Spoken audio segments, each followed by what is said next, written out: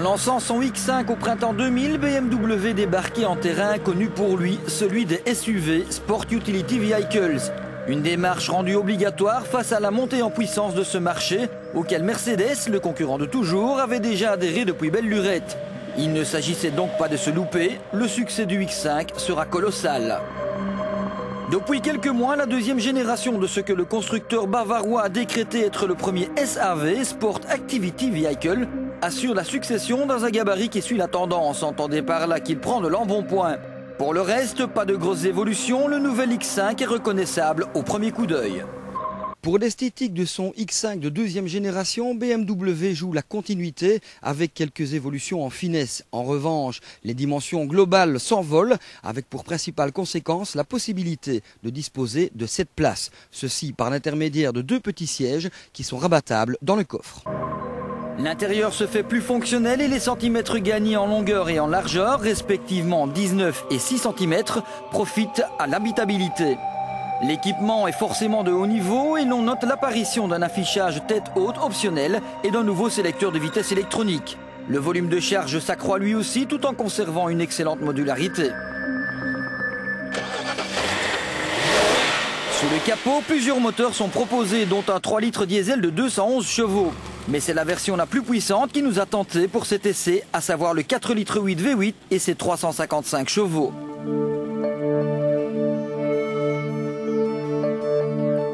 Depuis 2003, le X5 a adopté la transmission intégrale X-Drive qui répartit le couple à chaque roue en fonction des conditions de route et d'adhérence. Aujourd'hui améliorée, celle-ci se fait plus précise et plus réactive. Le dynamisme de conduite et l'agilité n'en sont que meilleurs. On soulignera que le nouvel X5 est aussi le premier véhicule de son segment à proposer la direction active à démultiplication variable.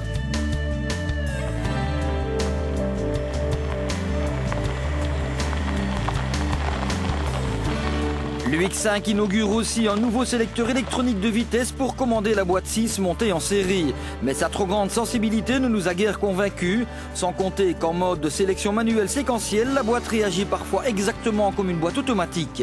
Par exemple, si vous appuyez à fond sur l'accélérateur, elle redescend un rapport de sa propre initiative, alors que vous-même n'avez pas donné l'impulsion au court-levier ergonomiquement positionné vers le conducteur. Pas top.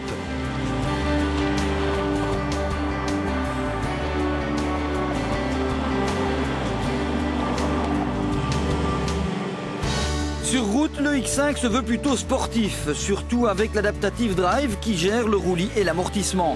Dans ces conditions, le confort s'en ressent un peu, mais le comportement est irréprochable. Des prédispositions confirmées avec les prestations dont ce véhicule de près de 2 tonnes 2 est capable, puisqu'il avale le 0 à 100 km/h en 6 secondes 5 et peut atteindre 242 km/h en pointe. Mais un tel véhicule est aussi censé pouvoir vous emmener en dehors des sentiers battus. Dès lors, sans nous aventurer sur des terrains de cross, là n'est pas la vocation d'un SUV, nous avons décidé de nous offrir une petite virée sur les chemins de pâture, histoire de doser les capacités de notre invité du jour. À vrai dire, il s'acquitte à la perfection de cette tâche, tout en conservant un niveau de confort assez exceptionnel. Parfois, dans les endroits les plus étriqués, il se verra toutefois handicapé par son gabarit imposant. De même, il pêchera par un bouclier avant plus adapté à la ville qu'à autre chose et par conséquent très vulnérable.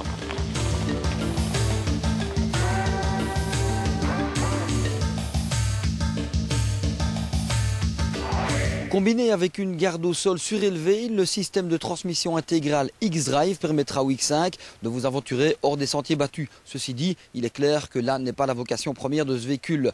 Néanmoins, même sur route asphaltée, cette transmission intégrale sera assurément un gage de sécurité.